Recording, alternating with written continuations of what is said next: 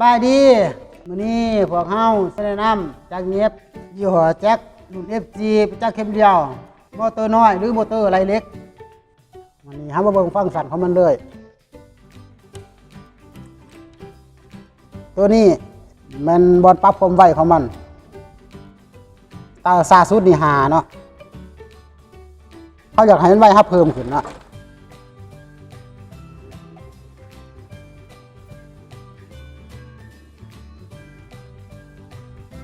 ไว้สุดคือ40ระลับเนาะ5ถึง40ระลับนี่มันจะมีหลอดไฟ LED อยู่นี่เนาะหลอดไฟ LED มันปรับได้2ระลับกลางกับแห้งเอาเบิ่งเลยเนาะ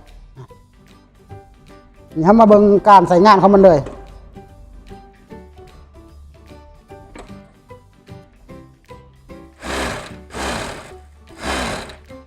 เวลาเขาหยิบไปมันสิเบิดสินงาน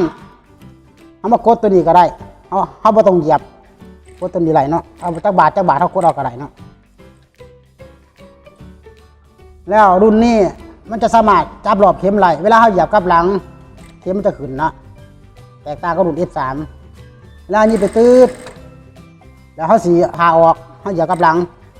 เขาออกเลยเนาะเขาบ่จะเป็นต้องหมุนนี่ก็ได้มาลองหยิบมือใหม่